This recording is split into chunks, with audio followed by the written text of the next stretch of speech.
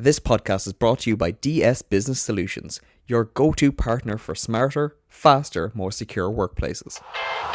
Messi. Messi. Oh my goodness. Balotelli. Aguero.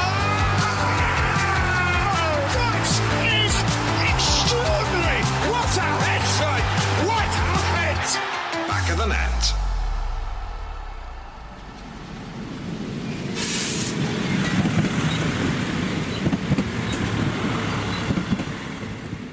And honestly, you need to come over. You need to come over for Ireland at some point, and I'll show you in the stadium and show you how John worked. 100%. In Scottish football, few clubs have ridden the highs and endured the lows, quite like Hamilton Academical. Founded in 1874 from the classrooms of a local school, Accies are a club built on resilience and community. Never the wealthiest, rarely the flashiest, but always there, always fighting. For years, they punched above their weight, rubbing shoulders with the giants of the Premiership, developing talent and doing it the hard way. But now, the club faces another test. Relegation back to League One. Another difficult chapter in a long and storied history. The fans know this feeling, the setbacks, the struggles, but also the comebacks. Because Hamilton's story isn't just about where they are, it's about who they are. This is Accies, a club that has taken its knocks, but refuses to stop swinging. About a year ago, we had a revealing podcast with Gerry, Hamilton's director of football, and I took him up on an invitation to visit the club, to walk the halls, and witness firsthand what's being built in this corner of South Lanarkshire.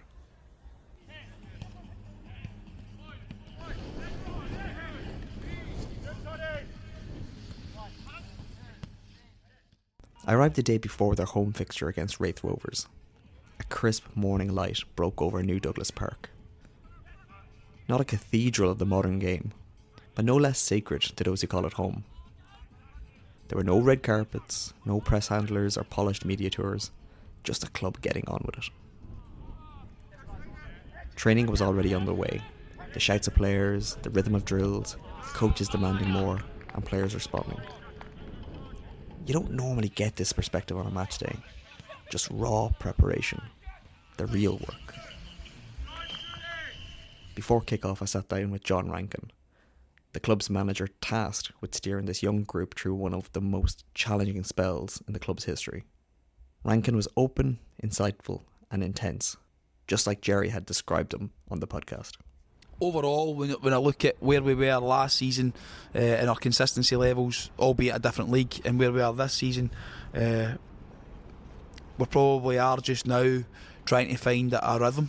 And it sounds crazy because you're 30 games into a season just now, but you're trying to find a rhythm with players and a system. And recently we've flipped a system again, and we've come up with something different which has caused teams problems. But ultimately we're getting punished for the littlest mistake just now, and that's hard to take, especially when they're putting so much effort and so much energy and commitment to what we're asking them to do, and when you get punished for a silly error or somebody switching off and it costs yourself 2 points or 3 points at times, then it becomes that wee bit more difficult, obviously because of the league table. But not for a moment have we ever questioned the players' commitment or desire to run or their work rate or their enthusiasm to come and train.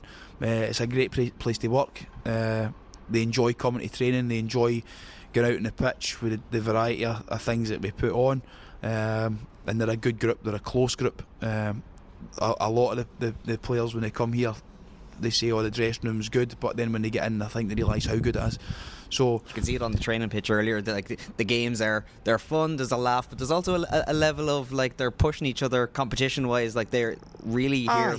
They're into it. Like yeah, well, they some of them come in the same car, and I don't think they go home in the same car, depending on what team they're in training. But no, I look at it at times, and that's how I want it. I want them to be friendly off the pitch, but when they go onto the pitch, a different animal. And again, we want to make sure that we do enough and the remaining games to get away from the area at the bottom. But again, at this stage of the season, it's not really about performances, it's more about getting points. But if we continue to do the right things and the performances are good for the majority of the game, then we should get the points that we need. But again, I'm making sure that the players don't feel too much pressure and don't feel anxious at times, and just making sure that we do more than enough in each and individual game, training, whatever it may be, a gym session, to make sure that we get the most out of ourselves on a Saturday. Obviously, this is your first job as the main man, but you've started as the youth. You were the assistant. Did you feel there was much of a step up and kind of to take the role that takes all the flack? All the flack. All the flack. Is there much of a step up? Aye, there is. Listen, I've been involved in coaching now for the best part of 10 years. I love every minute of it. Love my job. Love coming to work. Love trying to figure out a game plan to try and exploit a team's weakness and try and make sure that their strength doesn't outweigh our weakness, or their strength isn't something that's going to hurt us, so try to nullify that. Whereas it coming through the youth football, it's all about trying to develop players and make sure they get to the next stage, and you may have to break one to make one. That's ultimately it. Youth football, it's so cutthroat, and trying to get players into the first team and make sure they can go and have good careers. And so far, a lot of players that I worked with when I was younger and they were younger have had so far decent careers, and long may that continue. Getting into the reserve football, obviously you're dealing with personalities that are mostly unhappy because they're not playing in the first team. I found that really enjoyable, actually, trying to get players that are not in a good to be unhappy, but you're also trying to make them happy at the same time. I didn't want them to be unhappy, because you want obviously them to be trying to get into the team and push themselves. You wanted them to get into the team, but ultimately they were coming off of the manager not being happy, coming to me, and we try to get a smile on their face and get them going. And I found that really enjoyable, try to get the best out of somebody who's obviously not in the best headspace at the time, and try to motivate them. So I really enjoyed that. So that kind of convinced me I could work with first team players and enjoy working with first team players, whether it be good times or bad times, in their own mind, because ultimately it's a team of individuals playing a team sport, and that's the bit where you have to make sure that you get that right. But I enjoyed that side of it, working, as I said, with the reserves, making sure that the older ones coming down who weren't any part of plans or not playing in the first team could go and develop and put good habits into young players. And then obviously, as I said, I came here as assistant, really enjoyed that. And to be honest, the managerial thing probably came quicker than I expected. I didn't think I'd be the manager here. I didn't think that would happen. I came in here to help as an assistant, and then all of a sudden it kind of fell in my lap after pre-season had started. So at that time it was too good an opportunity to turn down. When you think at one point you're leaving, and then maybe a couple of days later you find out that you're getting a job, then it's quite hard to obviously swing into that action, having not processed or not had a plan in place for that. It's just sort of put on you, and then you realise that you have to quickly change your mindset, quickly try and get a team on the park that can compete and obviously progress the club as well. A number of days until the next match, and then there's another match after that, and you don't get time to be honest with you, at that time, I try to jog my memory back. I came back here as an assistant after a holiday, having prepared pre-season, not thought about players, signing anyone, anything like that. And then obviously as that time goes, you're maybe about a week to 10 days before the season starts. So there's been thrown into the deep end, and then there's landing in the deep end, and I think that's listen, it's a challenge that I'm delighted I took on. At the time it was difficult, as in lots of aspects were difficult, but again, it's at the time I look back and I thought I've got a young family. Is this really where I want to be at this particular point, as in stress levels, different things going on, need to rely on people you don't, as in players that you don't know. You're at the last minute, where a lot of players ones that you would have probably looked at are now signed with different clubs, so there's different aspects to look at, but you don't have that much time and you've got to make a decision. So listen, again, the club's been brilliant. I've enjoyed my time here. I'm enjoying my time here. Am I right in saying though that it's not the first time you kind of have been put into like an awkward situation, that as you were coming through as a youth player, were you sent off down to Brazil, if Wikipedia is correct? It's not the first time I've been involved in an awkward situation. I sent to Brazil, I think it's 2002, maybe 2001. We had to go to Brazil for a loan period at Corinthians. Don't speak any other language, so it was obviously difficult to go there. Language barrier, didn't eat for a couple of days. I can remember that. There was no food. We trained like triple sessions. That was really tough. Didn't know who we were living with. Travelled near enough the full length of the world. Listen, it's been a difficult situation. And another time at Hearts where Robbie and was the manager at the time, and all the coaching staff got COVID. I was preparing for a reserve game the following day, and then all of a sudden you get the call that you have to go to Linlithgow and take the first team, because obviously they take priority. So there's lots of different situations I've been involved in where I didn't really expect it to happen, but again, in football you just got to adapt really, really quickly. And I feel as if I've done that, whatever I've been asked to do. And last question, because I know you're a busy man. Wraith tomorrow, how are you feeling? What's your prediction? How do I feel? Bear in mind, this going out after, so.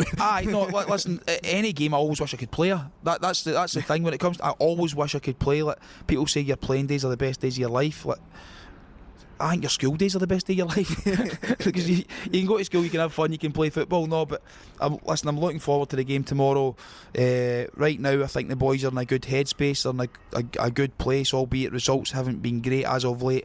But they're looking forward to it. They've trained well.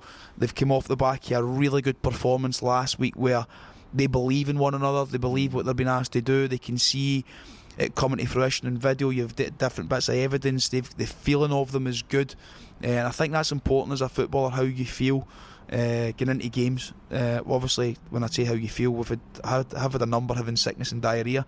So depending on where they've been, I'm not so sure that they feel great after having to clean up after themselves, but they're in a mental capacity, they're fine just now. I'm looking forward to the game. I'm looking forward to seeing how, if we can go and compete. I'm determined that we can, and go and compete with a Raith Rovers side who have been really, really competitive in the league the second part of the season, really physical, really energetic, and we need to go and match those demands if we're going to get anything out of the game tomorrow. But not only that, our concentration levels need to be high. We speak about it week on week about the concentration. You get asked questions, obviously conceding late goals in the manner that we have recently. It's for me, and I've said this to the players, it's not tactical because it's not the one area they're getting hit. It's not individual because it's not the same player that's getting making a mistake or getting hit. It's not physical because their numbers are through the roof fitness wise.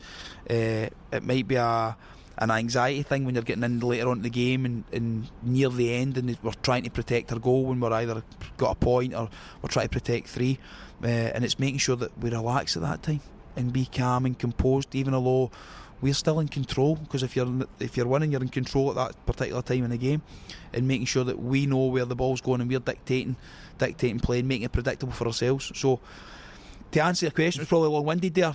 I'm buzzing for the game tomorrow, and I'm hoping that we can go and get the 3 points from it. Thank you very much. Cheers, thank you. I also sat down with Ben Patterson, Hamilton's social media and content lead, but more importantly, a fan of the club. So, you are the mastermind behind Accies social media. How did that come about? Well, first of all, I think mastermind's a bit kind, but it came about because I'm an Accies fan. I've been going to Accies games ever since I was young with my grandpa, and I ran basically a kind of unofficial Accies fan site for 3-4 years, which kind of picked up relative success, I would say. Got the recognition of the club a few times. We got access to players and managers and chairmen over the years, which was great, and helped us sort of build the name up of it a little bit. And so sort of over the years, I sort of built a relationship with the club through that. And was it kind of like, lads, look what I'm doing, you should be doing a little bit of this now? Not so much that. No, it was more at the time that the owner asked me my opinion on a few things, and basically asked if I could suggest changes, or what would I do differently, basically. And I had a few of those suggestions, so I put that to him and prepared a short sort of presentation, almost basic, running them through very basic things, but things that I think that could be fixed straight away. These are quick fixes if we do them tomorrow. And after a few conversations with him and with other board members and with the manager as well, they offered me the job and asked if I could come in and do it, and I jumped at the chance. I said it's my club, it's one I've always supported, so to work with them officially was massive. That I'm very proud of, and but it's still a long. We've made progress, but it's still a long journey to get into. It's like the Golden Gate Bridge. As soon as you fix one, you finish painting, you have to start it again, and you fix the next thing, and you keep building and moving on. So obviously, your team, you're a local. Yep. So you grew up coming to the games and stuff. Yep. The club aren't in kind of the best position now, and this obviously, when your club's not doing that well, although compared to last season, like got promoted, let's keep things in context. There's always going to be discontent and people that are not impressed regardless of what you do. How do you kind of manage that when it comes to like social media? Because social media is the world of everything is perfect. Yeah, I mean, I think that I mean, first and foremost, just obviously as a fan, that the first thing I had to do when I joined the club was switch that side of my brain off. I can't get emotional after results. I can't get emotional after decisions, signings, whatever it may be. It's a job at the end of the day. So, I kind of had to learn that very, very quickly. The first game I did was it was the friendlies pre-season, and kind of as soon as I sat down, I was like, I can't, obviously it goes without saying I can't celebrate goals and all that, but I need to think of it as a job, and that's, I think, to be fair, I've kind of been able to do that pretty quickly. As bad as it is to say, I like to think I don't think as a fan anymore. I've still got that side of me that I can dip into, and I need to dip into it for my side of the job, because my side is fan facing. I need to be able to play to them sometimes, and be aware of what they want to see, what's right to say and do at certain times. As you say, if things aren't going well, I need to have a kind of ear to the ground with how the fans think and feel, to know, try not to press any wrong buttons in that. But that's something that I'm still learning how to do. By no means perfect at it, but and I've made mistakes. But as I said, it's something that I'm working to continue. But I need to switch. You have to switch that side of your brain off it in this sort of job. Being a fan, is there any kind of standout matches or moments that kind of you look back on fondly? Oh, I mean, one of the greatest days of my life was the Hibs playoff final, second leg. First leg we lost 2-0. I was at the game with my grandpa here, and we lost it 2-0. So going at the second leg, you're thinking we're probably not going to get promoted. And I remember my grandpa saying to me, he was like, we're not going to go into Edinburgh. And I was like, come on, like, we've got, even if we don't, we finished second in the league, we've got to go in at least. Sorry, but we went and obviously scored in the 90th minute to send it to extra time. Extra time went into penalties, and we ended up getting promoted. Probably the greatest day of my life. What a feeling! And getting promoted at Inverness last season was amazing as well. There was 3-4 buses, Accies fans all going up, face paints, flags, banners, songs. It was just constant. We scored very early on in the game as well, so the party atmosphere just got kind of ramped up. Exactly. And then the cup, winning the cup as well, 2 years ago now. And that was the first time in years, wasn't it? It was the first domestic trophy, first domestic cup trophy since I think 1992. I think was the last one. So about 30 years, and that was an incredible day. And weirdly, one of those days where I honestly never thought we were going to lose. It was a sort of weird, maybe naivety, but I kind of got to the game, and I said face paints. There was loads of us, flags, banners, all that, great atmosphere. And I just never thought we were going to lose. We got a man sent off and go down to amends, and I was still like that. I honestly still think we're winning this, and we did. And again, but not only that, it's this, and this is an important thing I think to mention, is the games are great and the celebration at the game are great.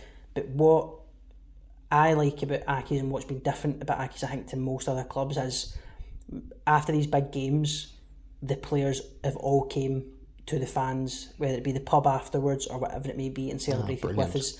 And that makes a massive difference, because Inverness, we get promoted. Inverness, obviously, miles away. We all got back to the pub, and the players all got dropped off at the stadium. And the first thing they did was they all came round to the pub, and they spent the night in the pub with the Accies fans right into the early hours in the morning. Proper community club kind of stuff. Yeah, a proper sort of everyone together, proper feel good factor. Same when we won the cup. They brought the cup to the pub, and we were all standing outside the pub. We blocked the streets. The police were called and all that, because all the players and the fans were blocking the road, holding the cup up and all that. So we little moments like that make a massive Did you get a difference. drink out of the cup? I didn't get a drink out of the cup. I got a hold of the cup. I didn't get a drink out of the cup though, but I think there was plenty of drinks getting out at that night though, but not for me. Anybody that's listened to this podcast knows I'm an absolute Football Manager fiend, and I've talked the ear off you. Yeah. Off recording. Talk off each other. About it. Why should anybody listening choose Hamilton for the next save? It's a long way before the next Football Manager game. Yeah. Anybody looking for that extra little boost? Why Hamilton? I think that's a great question. I think, the squad in general, if you look at it, there's great depth in it. There's good quality in it as well. So you're coming in, you're not immediately having to make loads of signings or loads of changes. I think you can come in basically for the get go and get started and perform well in the league. So I would say that. I'm biased, but I just like playing with Accies as my team. Do you know what I mean? That's what I'm biased at. But we've also got a great youth system as well. So you'll find that a lot of the young products coming through, most of them can make it into the first team. There's a few standouts now, obviously, but. If you make your priority bringing academy players through, Accies is a great club to do FM. I love doing Accies with Accies on FM. What stood out to me across these conversations wasn't despair or resignation. It was drive, defiance. In an era of Premier League glitz and glamour and global fan bases, there's something grounding, vital about clubs like Hamilton. Clubs that fight, that rebuild, that believe in their own way, even when it gets hard. This is the other side of football. The side that rarely trends, but never stops mattering.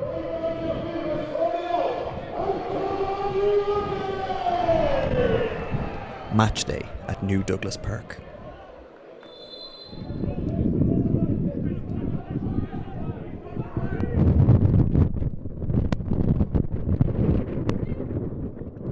A bitter wind howled across the pitch.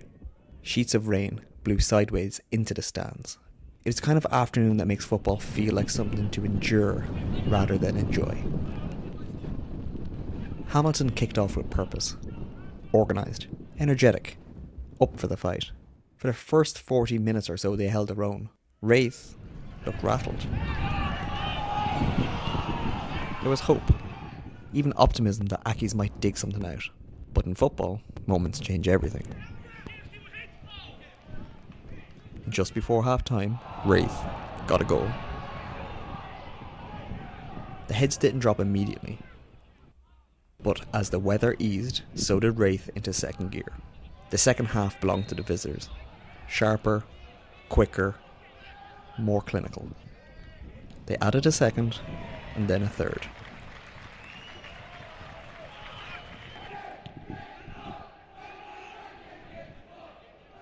But the story wasn't just about goals.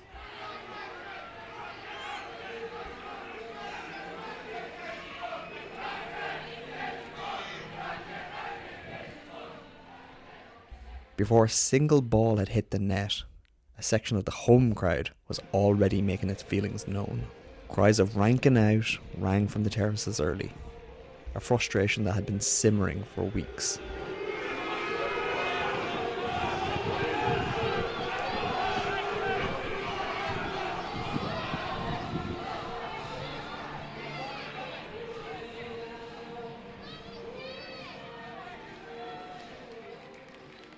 But the manager wasn't the only one drawing the ire of the fans.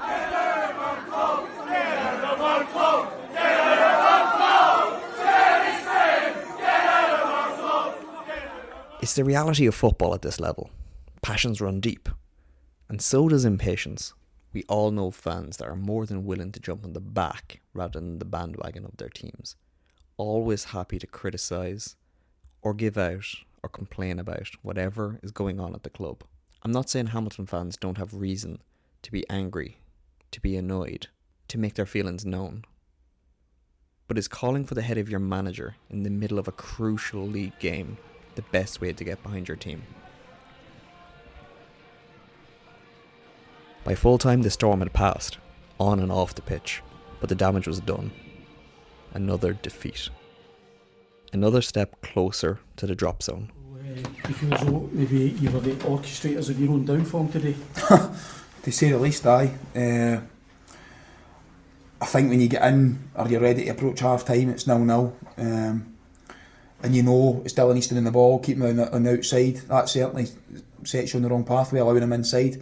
We spoke about it through the week. We touched on it again for first 10-15 minutes because you get inside once before that to try and stop it. It's criminal when you allow a player like that who wants to be in a wider area 1v1 and come inside and get a shot away. And not just the first body to come out, second body, third body, need to get out and try and get a block on it. So aye, of course we'll orchestrate our own downfall.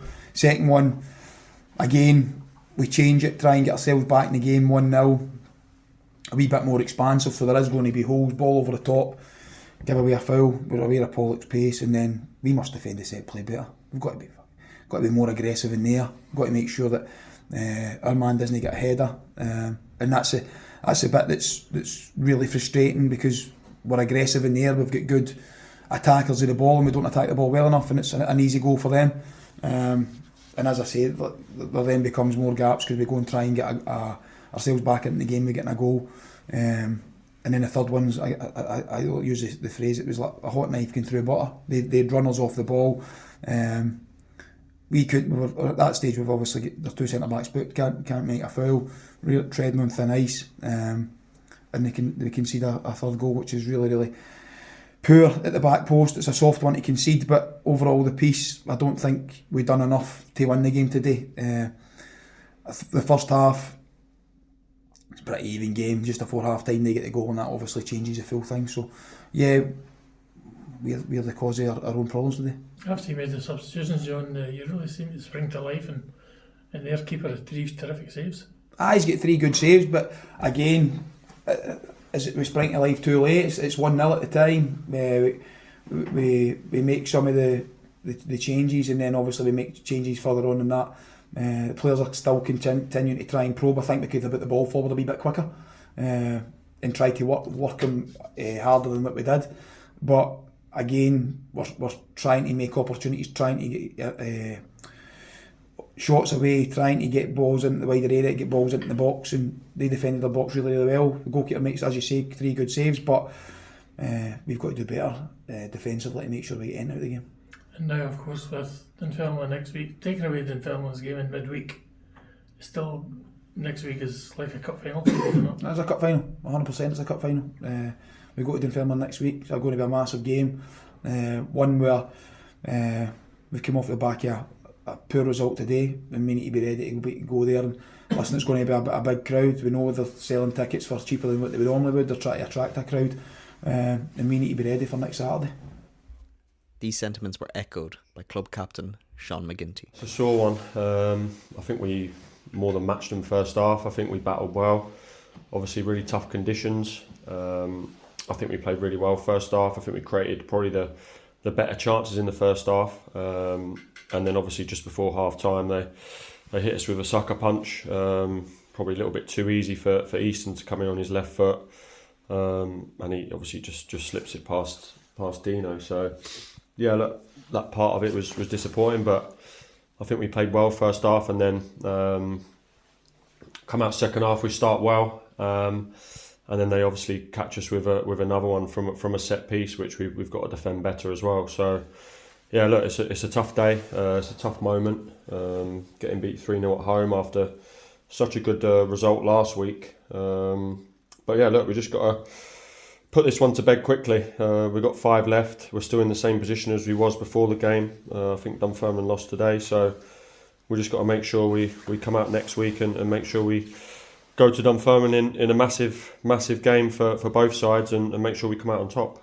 Yeah, and I guess what you've touched on Dylan Easton, we all know how dangerous he can be, and as a defender there was that moment when it must have been so frustrating just going into half time after a decent first half. Yeah, it was frustrating. I think we've stopped him.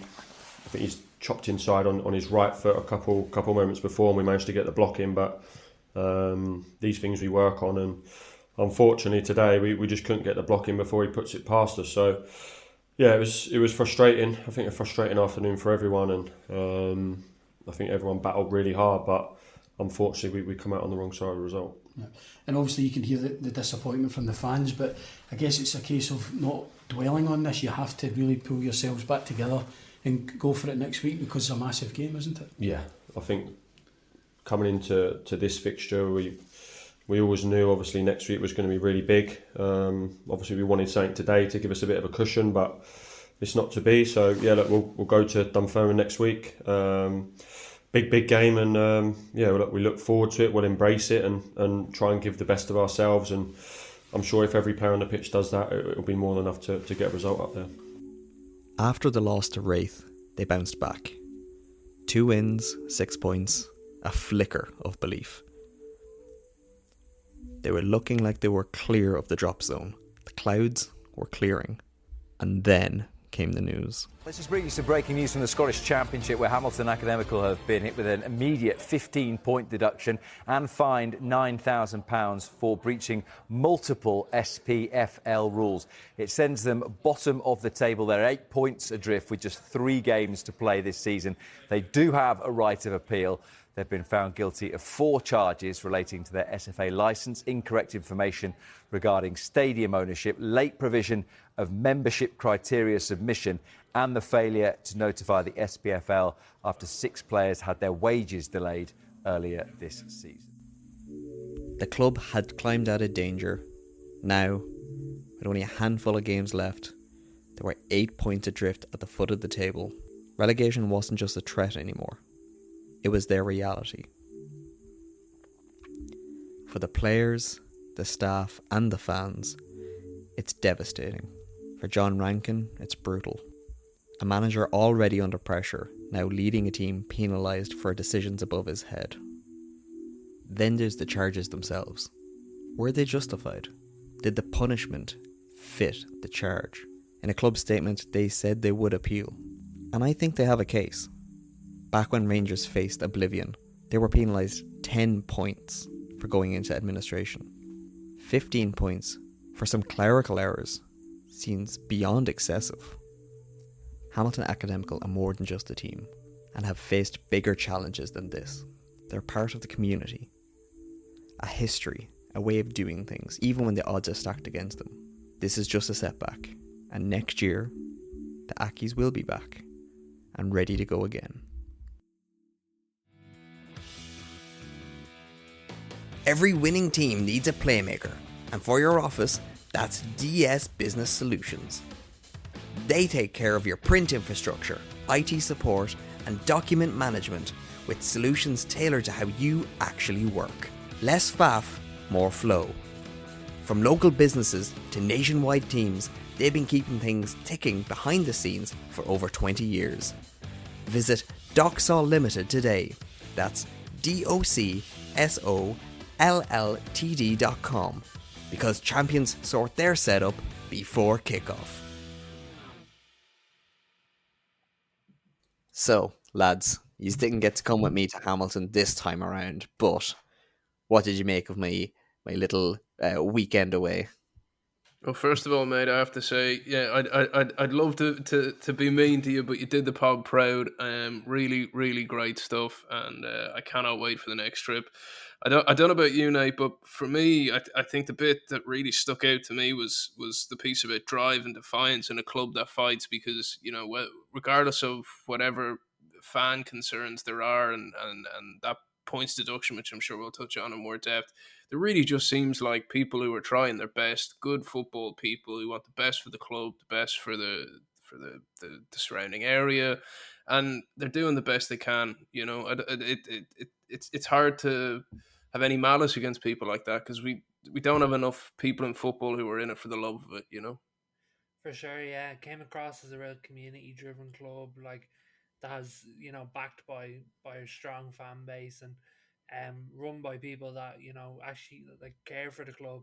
And I think us lads coming from Ireland, we can connect with that, especially with a lot of the clubs in our country, and you can see the similarities there connecting between Hamilton and Scotland and our teams over here. So yeah, no, Killian done a great job in the documentary, and I thought it really brought through what type of club it was. I think when you look at guys like Ben, the social guy, that, you know, God knows what kind of levels of niche players you got into in your football manager chats, Killian, but it's stories like that that I love about football. It's a guy who, you know, evidently adores the club, probably knows every inch of its history. He's been on the terraces, and to be involved with the club. And I think the more people like that you can get involved, the better. And, you know, like Nate said, I think clubs like Accies are easier for me to be a fan of because they feel more parochial. They, like, obviously they've got a great history, and they're a great team, but you know, I think it has all the trimmings of a, you know, we're not massive GAA fans on this podcast, but I mean, it really does have a bit of that feel about it, that the whole kind of parish pushes for one side. Is that the feeling you got when you were over there? Yeah, like it's like even the stadium. Let's take it. So obviously there's kind of question marks per the charges over who owns the stadium, and there's been long rumored interest from Seraph for the owner to buy the stadium outright from whoever owns it. For obvious reasons, because Yeah, you know, for the club, it just makes sense. But like the stadium has businesses in and around it, and like in one corner where the fans actually walk through the gates, it's the business that's in that area is actually a creche. So part of the area you walk through has all like the kids' games on the ground, like snakes and like ladders, hopscotch and and yeah. And like you're walking through the main gate and you're seeing that, and like if that doesn't kind of paint it as like a as what it is, as like a local club, I don't know what else would. Now they share the stadium at Clyde as well, so there's lots of affiliations in and around the place to be competed for, but like I was quite actually impressed. Like they have a train on their doorstep. It's about a 5 minute walk away. So it's nice and handy to get to. Through my own fault, I ended up missing flights as I tend to do. wouldn't be like you going on a football trip and missing a flight. Yeah, but I also, for going to the match, I took the full fan experience. I actually took the train from Glasgow in to Hamilton, and I had my first Scottish pie at the stadium. And despite the guys, like Ben was absolutely excellent with me, showed me around, and allowing me to kind of get a glimpse in. Despite him kind of saying not to judge Scottish pies on it, I will, and it was good. It was nice, a good kind of way to warm up. But lads, the weather for the match, Yeah, the day I arrived was class. Lovely training in the sun, a little bit chilly, but it was absolutely brilliant. The lads had music blaring. Got to the stadium, it was a bit like, oh yeah, cold Scottish day. By the time the match came around, I hope it came across in the piece, but it was wet, wild, and windy. Oh, it sounded like one of those. You know, we've all been there. You've gone to an away day somewhere, and you get absolutely trounced. You're sodden with rain, and you just feel like crying. Yeah, no, it definitely came across, mate. And the additional footage we got in the WhatsApp group, you weren't lying. You know, you mentioned training there, and like again, look, I'm sure this will rub fans the wrong way. For me, I think John Rankin seems like a really good guy from a like outwards in. Like obviously, I'm not, I don't have an affiliation with the club per se, but it seems like he at least tries to bring a fun work environment. He's been around football. You know, he's come from the assistant manager side of things. He's had his own travels as a player. He knows the strife that can bring. I think that Brazil story, Jesus, we need a pod on that itself. We need next time we're over, we need to dig into that more. But It's You know, absolutely excellent, isn't it? Like, it's just one of them bizarre kind of.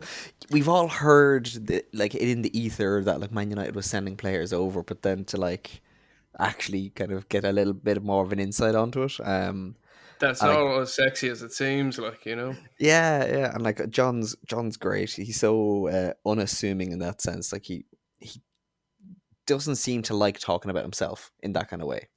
It's Well, he more just like seems like a big football picture. guy. It's Yeah, it's the we. It's not an I. You know. yeah. And Like the and man if has never not been in a dressing room, and you can tell. Oh, 100%. Like even from from what you've told us, you know, on air, off air, like it's he's just a football guy. And you know, how did you find training when you were there? Was it, you know, obviously they didn't sign you up, so you might be a bit annoyed about that. But no, how was it being there? Well, I didn't partake. I, although one of the players, apparently he was getting slagged because they thought me and him looked similar enough. Poor Um, bastard. exactly, that's exactly what I said to him. And I won't even name him for his own protection. But no, like it was good. It was good crack. Like the first thing that they did was music on. So one of the guys went up, brought a big Bluetooth speaker. Like when I say big, like like the karaoke ones that can Yeah, yeah, connect to yeah. the Bluetooth. Brought that up into the stands and got the music going. Lads were having the crack. They did the training. They did some kickabouts. John was on the sideline, but having the crack as well, and the coaches, like they were all in and around it all, letting the players do their thing, but they were still all involved. And then like they did some shooting practice with the strikers, and one of the players that Gerry mentioned in our podcast is it Tudorov. Um, he was one of the new signings that at that Mm. time. I think he scored left foot, right foot. I was like, okay, well, that we He's ticked the showing box for off. that day. Well, but what he did was he came straight over to the bench and sat with me and one of the physios, I think it was, and was just hurling abuse at the lads, slagging them, like Sure, he just thought you were the player they were all confusing you for. yeah. But it was great to kind of see that like it wasn't just job done. Like we always hear about the lads staying on after training or whatever, but like these are them kind of times as well where it's like he could have been easily in the Gone. dressing room, Yeah. get himself ready to go, and nobody would have blinked an eye. But the fact he was out there having the crack with the lads, I thought was a really nice kind of And indication. what was the vibe like around the squad? Like I know the game that didn't go to plan, and obviously they bounced back a week later, so it did the stank didn't last long. But you know, in that training session, were heads high? Were they worried going into the game? Like obviously John was looking forward to the game and very much feeling like they had a chance at it. Did they get caught in the hopper? Or was it once off? What are you thinking?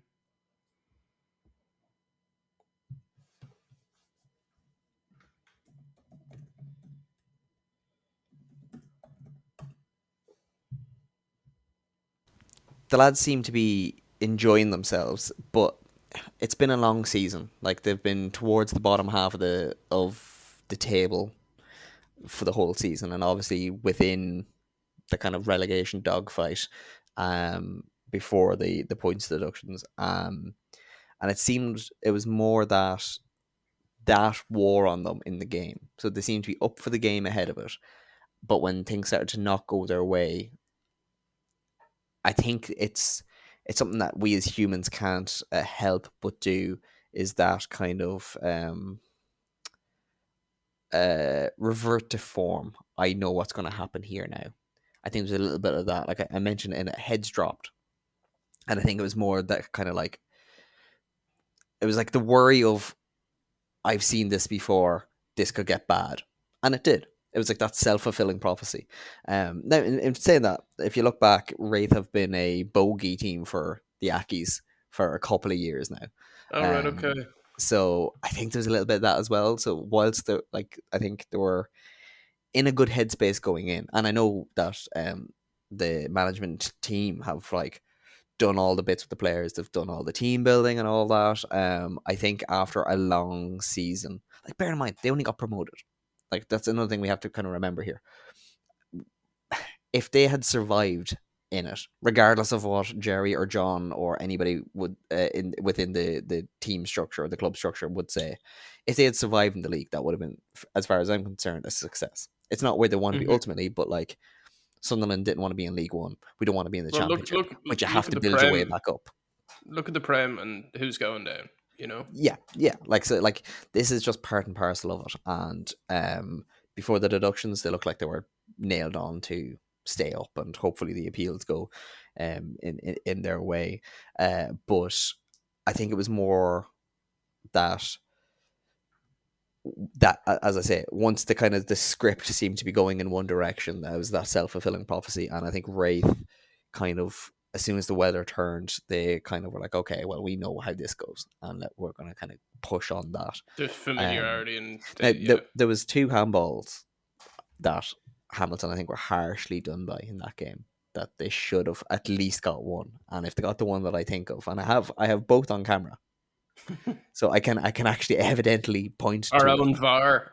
Exactly, and it actually is in slow mo. I have them in 120 frames per second, so I can actually see one of them. I think SFA are about to get a strongly worded email. I think one of them, if it was given in the game, it would have been slightly harsh but deserved.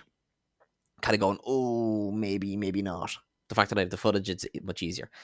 The second one definitely should have been given, and if it was, it would have been a penalty. And at that stage, I think it was 2-1. It would have been 2-0. It would have been 2-0, and if they scored the penalty, it would have been 2-1.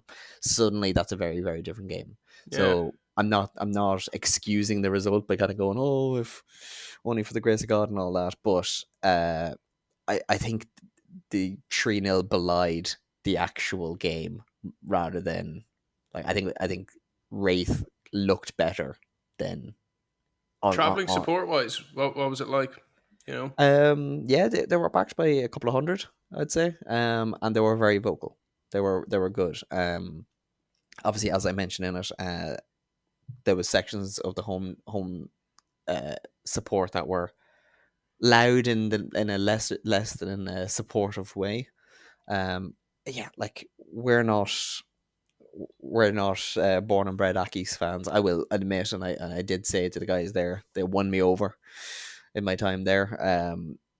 I can't say I'm a supporter, but I'm definitely a follower. I think we are. They're our pod team. One of many they've been good to us, and they've been like they welcomed me with open arms. Like I genuinely couldn't have asked for more. Yeah, so we can't really judge the guys that are going in week out, and maybe the results aren't the way they want to be, or like it was only a handful of years ago that when Alex Neil became their player manager and then a manager, that they were challenging for the top 3 spot in the SBL. Now, for those that don't know, a lot has just transpired in that time. I think there was even talk of fraud at one stage. So they've tumbled down the divisions, and they're working their way back up. And this latest, depending on how the appeal goes, relegation, I think should only be seen as a setback rather than the nail in a coffin. Like, I agree. And look, they came up once, they can come back again. But you know, you touched on the 15 points at the end of the dock, and look, I've read into it since it popped up. You know, as soon as it popped up, I think all of us were very annoyed for the club, very annoyed for Gerry and John and Ben, and you know, just as a dare say friend at this point, you know, friend of the pod. But I think they've been very harshly done by, at least from the fact of they've come out with such a heavy sentence for them without much public proof, and it's a lot of blanket statements. And look, the SFA may come out with more, and they may justify their position. But I think when you say that, you know, clubs went into administration and got 10-point deductions, that's where I really have a problem, because, like, look, let's face it, I know some of this revolves around players not being paid. Gerry came on and explained that in a very transparent format, and I tend to believe him personally. I really do, and that's not just me saying it as part of this pod. As a person-to-person thing, I really do believe him. I think he's in it for the right reasons. But when you're looking at a team, business problems happen like on a normal Yeah. day-to-day business. Like these things happen. So like but when you're looking at it's harsh. administration where that's people losing their livelihoods, that's people not being able to pay their mortgage, and they're only getting done by 10 points. Now, I on struggle that, to see. on that, I will, for full transparency, a fan did message us on X to say that like under current rules, Rangers would have gotten a 30-point deduction for that. Okay, fair. But let's also not forget that Rangers ceased to be as a business entity over that. So 30 points seems right. This isn't a club that is on the brink. This isn't a club that was like cheating. This isn't a club that was, there's like question mark over the ownership of the stadium. That one kind of wrangles with me a little bit, just because it's like, what does it matter? Like they've fulfilled all obligations. It's just you said it. I don't know at what point. It's clerical errors, seemingly, and to bury a club for that, it seems. Look, I don't want to get in trouble for what I'm saying or any slander defamation, but it seems like there's a bit more behind the scenes there that could be at play that we don't know about. It's a bit pointed for my liking, but that's all allegedly. If anyone wants to come at me. Nate, what did you think of what was your reaction to the points deduction? Like, obviously, we're all outsiders looking in, so we can't really have the most educated opinion, but to me it seemed harsh. Yeah, I thought it was heavy. I wasn't expecting it personally. I think there'll be things that play on both sides that we don't know about, and that's just a matter of football.